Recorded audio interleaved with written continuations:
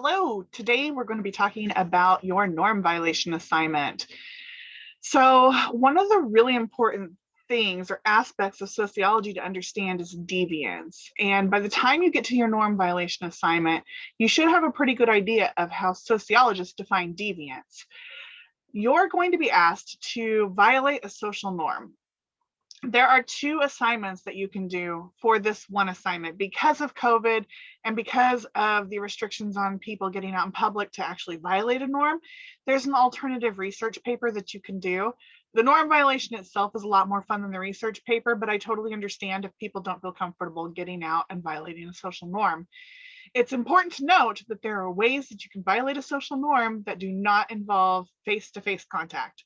So there are social norms regarding telephone etiquette or text etiquette or Zoom etiquette, for example. So you can think about some of those social norms and violate a norm in that manner if you want to. If you do not want to complete a norm violation, you would rather do the alternative assignment, then we'll talk about that as well. So we're going to go ahead and click on norm violation assignment in a PDF format. So you can open this on your computer. The length of your assignment needs to be a 3-page minimum. So that means your assignment should go onto the 4th page, 12-point font. The assignment itself, part 1, it says violate a social norm, which is a taken for granted social rule, and write up the reaction of yourself and others to the experience. The goal is to highlight the importance of such unspoken rules in everyday life. To get the full effect, it's important that you do not tell people with whom you're interacting that you're going to behave unexpectedly. Don't warn anyone around you that you're going to violate a social norm, because then that takes away the reaction or the social pressure as well. It is okay to bring in your friends. Ask your friends for some help. Say, I need to go violate the social norm. Can you just come observe, or can you come participate? That is totally fine. However, if you're going to perform the norm violation on your friends, don't tell them you're doing it. So the first part is the hardest part. Well, maybe not the hardest part, but you have to choose a norm to violate, and it can't be something that you've already done in the past. It's also important to talk about the types of norms that you're going to be looking at. We're talking about social norms, not personal norms. So in some people's households, they eat breakfast as a family, and some people don't eat breakfast as a family. Whether you do or don't eat breakfast as a family is not a social norm, that's a personal norm. A social norm would be something like not yelling in public. Like, we all know it's not really acceptable for us to yell in public, so we don't do that. It's a generalized guideline for our behavior. Those are the kind of things that I'm looking for, the generalized guidelines that most people would say, yeah, you're not supposed to do that in our society. Okay, so the second part, part B, it is important the norm you chose to violate is the norm that's widely known in our society and most people abide by it. If the norm you're violating seems like something people might not think of as a norm to begin with, or that maybe half the population follows the norm, but the other half breaks the norm, choose something else. Something might be a norm in your family, but if many families also break that norm, it's probably not going to count as a norm for society. You also have to choose your situation to violate the norm in. If you're doing a Zoom meeting, for example, it might be less pressure to violate a Zoom norm in a chat with friends rather than a class or a professional job meeting. You don't want to choose a norm violation that's going to jeopardize your job. Please don't do that. Then you violate the norm and you carefully observe others and yourself as things unfold. You get to see what happens. So the specific outline for the paper needs to be at minimum 7 paragraphs. It can be more. Part A, describe the norm you chose and why you chose it. So whatever you pick to violate, whatever norm you choose to violate, there's going to be a reason that you're violating this specific norm. Maybe you've been curious about this, or why this is even a rule to begin with. Maybe you feel like it's a stupid rule and you want to see how people would react if you broke it. Then you have to tell me the setting that you chose, the physical setting, and why. So there's a very real difference between violating a norm in Walmart versus Target. There's a different clientele at both of those stores. Keep those things in mind. Why are you choosing the location that you're choosing, whether it's virtual or physical? Describe specifically how you felt before, during, and after the experience.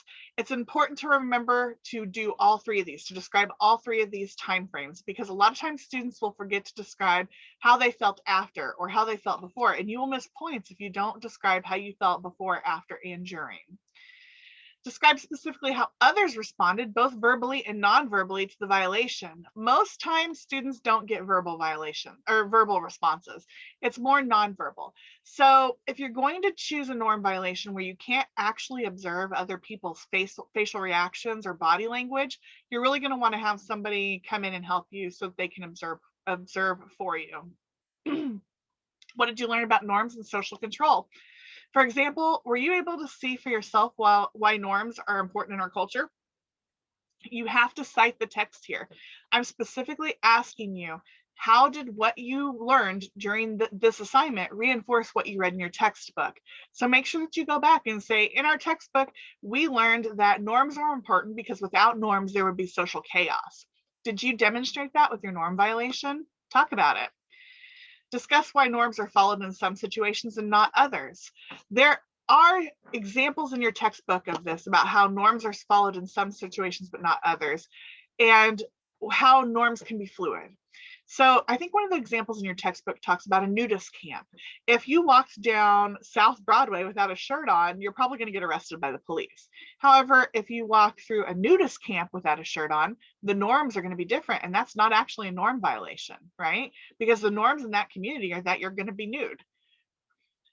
Part F, what did you learn about yourself as a social being?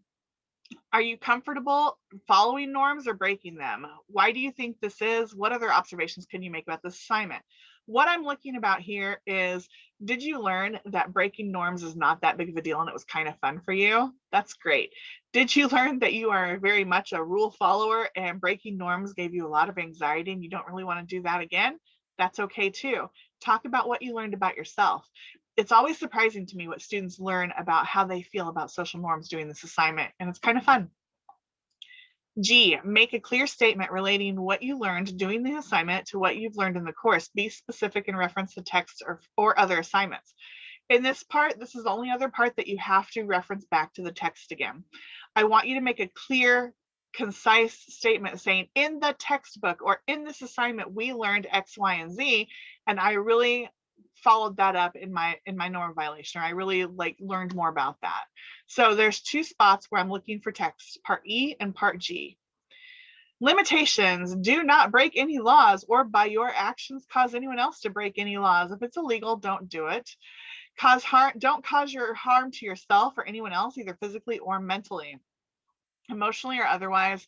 Don't do anything that's illegally, ethically, or morally questionable. I don't know why it numbered it this way.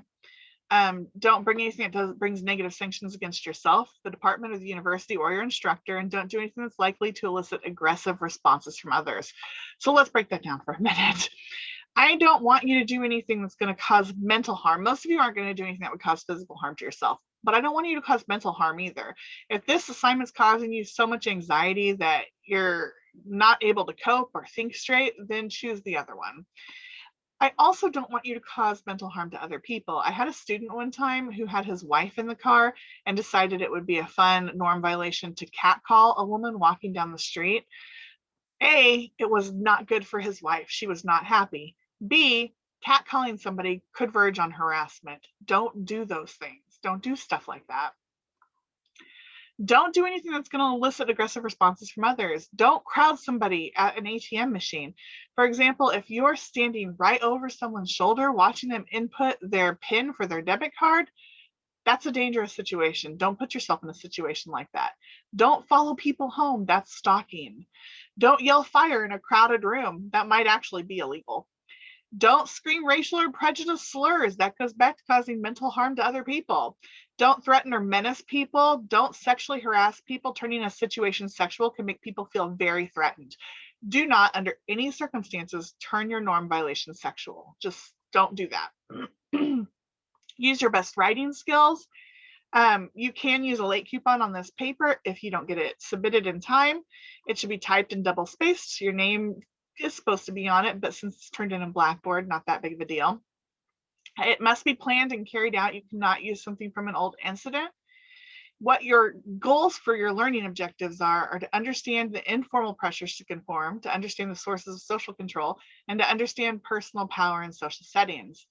A few extra notes to remember: if people become visibly upset, back off, apologize and explain what you're doing. Have a copy of your assignment handy so you can show them that this is for a class and that you're very sorry for making them uncomfortable. Avoid being overtly rude to people. There are many norms to violate. I'll be happy to suggest a few. There's some suggestions down here actually.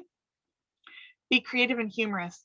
I have had students do the Cupid shuffle in the middle of Quick Trip during their break.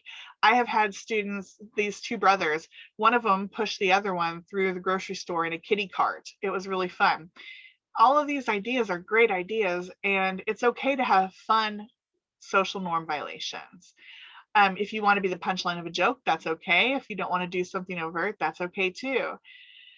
Have your friends help you. That makes it better. If you do something that could possibly threaten your social status by ending up on social media, make sure you have a plan in place to inform people this is for a class. One time I had a student pretend to be passed out in the dorms in the elevator, and another student who saw this person took photos of her, posted them to social media, and somehow those photos reached her mother. Her mom was not very happy that her daughter was passed out in the elevator in the dorms. Don't do stuff like that unless you have a plan. She could have stopped that student and said, hey, this is for a class, and I would really appreciate that you didn't post that picture anywhere. Of course, the student who took the picture was definitely in the wrong, but have a plan. Know your audience. Don't do anything at work that could jeopardize your job. Don't do anything that could cost you friends. You don't want to play a joke or a prank on your friends that could really upset them. You don't want to do anything at work that could potentially cost you your job. So there are some examples right here if you have some questions. Another really good way to find an example of a social norm to violate is just Google social norm violation. There are hundreds and hundreds of ideas on the internet. You can choose any one of them. So that's the first assignment. That's the actual norm violation assignment. Your alternative norm violation assignment has a lot of the same information in it. The paper is a little bit longer. It's a page longer, actually. And you'd have to do a little bit more research and referring back to the textbook for this one. So 4-page minimum, which means it should go on to the 5th page. If you decide not to do the norm violation and report on it, you can write this paper following the directions below. The outline for the paper should go like this. First, you need to indicate that this is the alternative norm violation paper at the top of your page so that I know what I'm grading. Then you need to provide the sociological definition of social norms.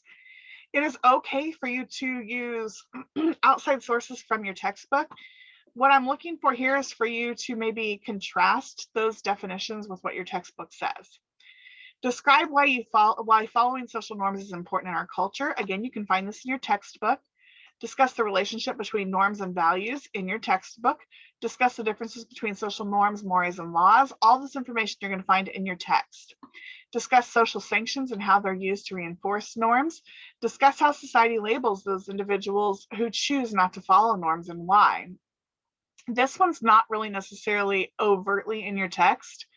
When I talk about how society labels those individuals who choose not to follow social norms, there are a lot of different ways you can approach this.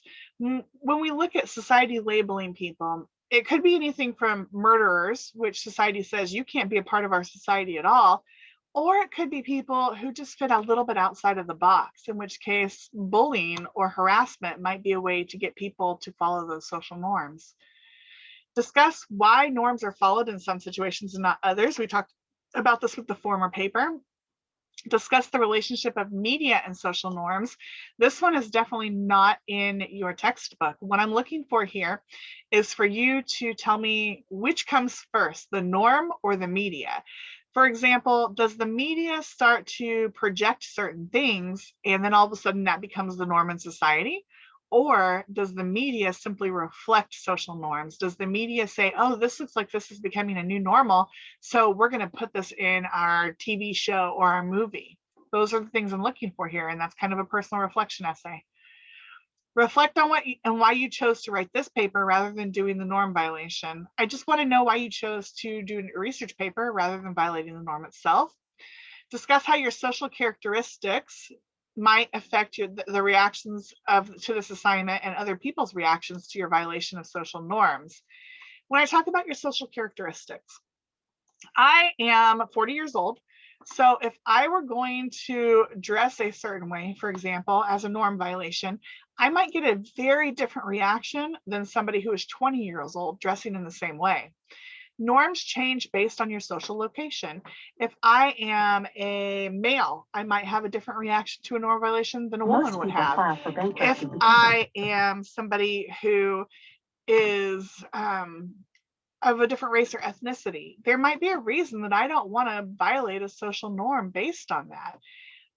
It might be more dangerous for me to violate a certain kind of social norm than it is for someone who is male bodied or is Caucasian, things like that.